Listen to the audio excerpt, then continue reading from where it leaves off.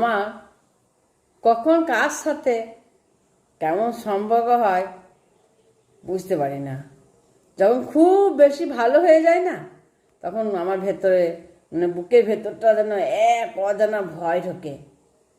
মনে হয় সব কিছু হয়তো বেশি তাড়াতাড়ি বদলে যাবে। যেমন ফুল ফোটে আর শুকিয়ে যায়, তেমনি সম্পর্কগুলোও যেন হারিয়ে যায় নিজের রং নিয়ে। আমি জানি না কেন এরকম হয় আমার সাথে।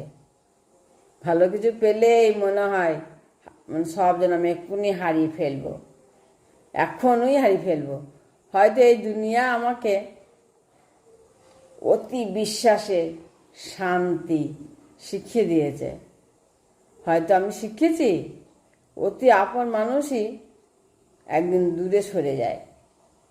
তবু মনে হয় এক কোণে আমি আশা রাখি, হয়তো এবার কেউ থাকবে শেষ পর্যন্ত, কোনো অভিনয় ছাড়াই। হ্যাঁ, অতি আপন মানুষ একদিন সত্যিই দূরে সরে চলে যায়। কেউ তো বলে বন্ধন মানে দৃশ্যমান বাঁধন, চোখে দেখা যায় যেটা, কিন্তু সত্যিই বন্ধন থাকে অদৃশ্য। বন্ধন, মনের ভেতরে যে বন্ধন থাকে সে তো অদৃশ্যই থাকে, হাত ধরার প্রয়োজনও হয় না, শুধু অনুভূতি যথেষ্ট, যা মনকে আঁকড়ে ধরে রাখে। এমন বন্ধন কখনো দেখা যায় না, প্রতিটা চিন্তায় প্রতিফলিত হয়।